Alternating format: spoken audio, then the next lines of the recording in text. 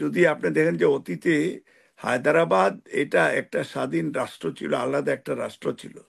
কিন্তু ভারত এটা এই হায়দ্রাবাদকে তারা তাদের কন্ট্রোলে তারা দখল করে নিয়ে তারা আজকে হায়দ্রাবাদ একটা শহরে পরিণত হয়েছে। তারা এই যে অন্যায়ভাবে আহ, যে তারা এই বিনা বুটে ক্ষমতায় হয়তো টিকে থাকতে পারতেন না, কারণ এটা ভারতের সরাসরি ভারতের প্রত্যক্ষ মধ্যে এবং ভারতের এবং এরপরে তো আবার দেখেন যে মাসাদ এখানে জয়েন করেছে।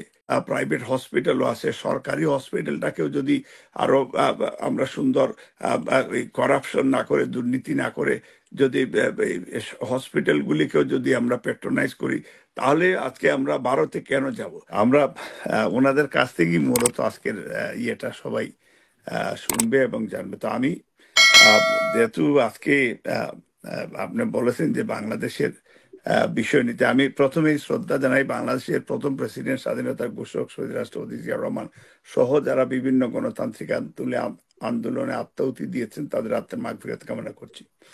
তার সাথে সাথে আমাদের নেত্রী খুব অসুস্থ, এবং ফরহাদ ভাইরা তো দেশের বাইরে আসতেও দিচ্ছেন না, কারণ আমরা তো ভারতে যাওয়ারও আমাদের সুযোগ নেই, এবং বাংলাদেশের কোথাও বাইরে যাওয়ারও জায়গা নেই। বাংলাদেশের ভিতরে অনেক কষ্ট করছেন।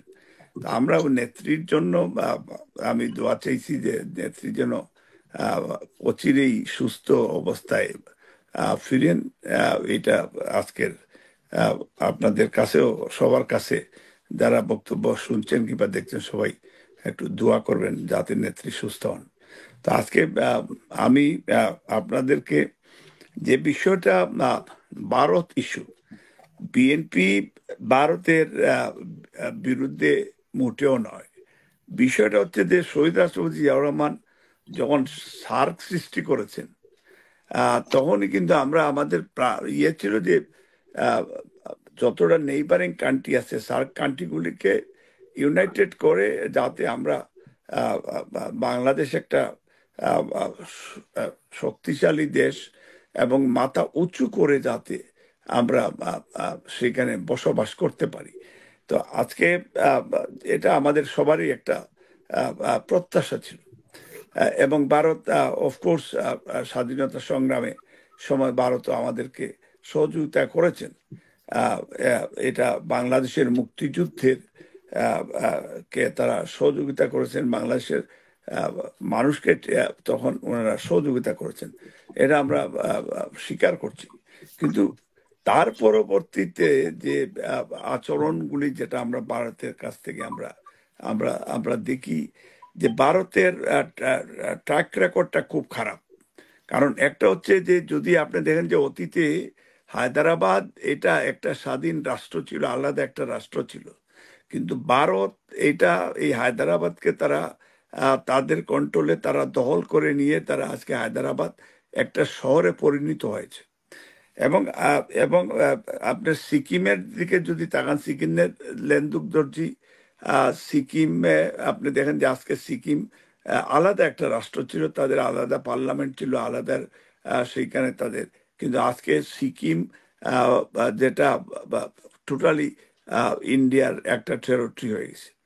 এবং আপনি দেখেন যে কিছুদিন আগেও আপনার জম্মু কাশ্মীরে তারাও তাদের একটা, যদিও ভারতের ভিতরে ছিল, কিন্তু তাদের এটা আলাদা একটা অঞ্চল ছিল, আলাদা একটা স্বায়ত্ত শাসিত একটা একটা এলাকা ছিল, কিন্তু ওভারনাইট ওনারা দখল করে নিয়ে গেল।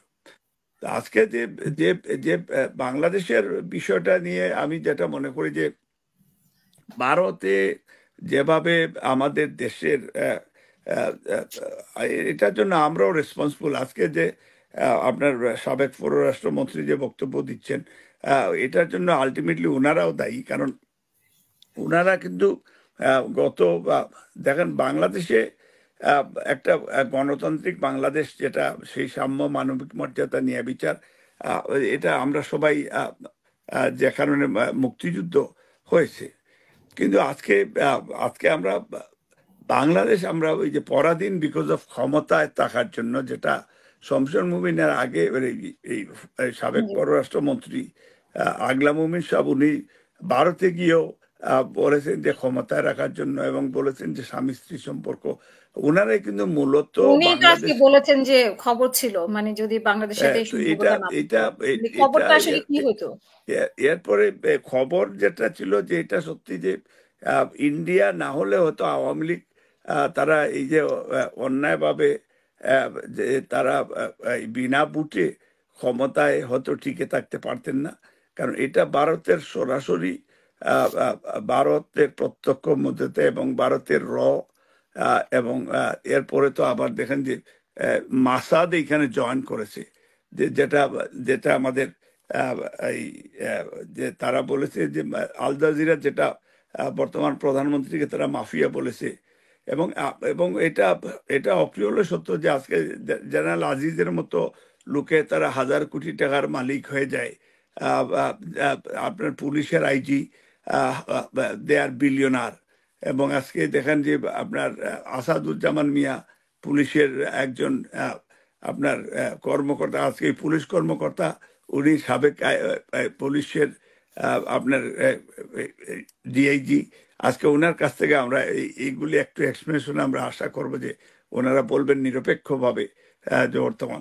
তো আজকে দেশটা টোটালি এখন ইভেন এই দেখেন যে যে পাহাড়ি পানি ইন্ডিয়া যখনই আমাদের বর্ষা সিজনে ওনারা পাহাড় থেকে পাহাড়ি পানি আহ, তারা বাঁধ কেটে কেটে দেয় বিভিন্নভাবে, যেমন টিপাইমুখী, বরাক মন্দির, উদানে বাঁধ বা ওই বিভিন্ন বাঁধগুলি আজকে ইন্ডিয়ানরা যখন বর্ষা সিজন হলেই আমাদের দেশের আরেকটা সর্বনাশ করেন। তো আজকে এই যে তড়িৎ গতিতে সেই দিন, বা এর চিকিৎসা আগে ব্যবস্থা তারা তো সুবিধা হয়েছে, চিকিৎসা ব্যবস্থার জন্য তো মানুষ না না চিকিৎসা প্রথম হচ্ছে যে আপনার চিকিৎসার জন্য আমরা ভারতে কেন যাব? চিকিৎসার জন্য আমাদের দেশের যদি দেশের হসপিটালগুলি যদি ভালো সেবা দান করে, দেশের ডাক্তাররা ভালো ভালো ভালো ভালো ডাক্তার আজকাল বাংলাদেশে আছে, ভালো ভালো প্রাইভেট হসপিটালও আছে। সরকারি হসপিটালটাকেও যদি আরো আমরা সুন্দর করাপশন না করে, দুর্নীতি না করে যদি হসপিটালগুলিকেও যদি আমরা প্যাট্রোনাইজ করি, তাহলে আজকে আমরা ভারতে কেন যাব? ভারতে যাওয়ার তো প্রশ্ন ওঠে না। আর ভারতের সব গরিব মানুষ তো যেতে পারছে না, বিকজ বাংলাদেশ থেকে হয়তো যারা কিছু উচ্চবিলাসী বা যাদের কিছু পয়সা পাতি আছে, তারা শুধু হয়তো ভারতে যাচ্ছেন। তো ভারতে আমি এই অর্থনৈতিকভাবে তো এটা ভারতকে আমরা ইনডিরেক্টলি সহযোগিতা করছি।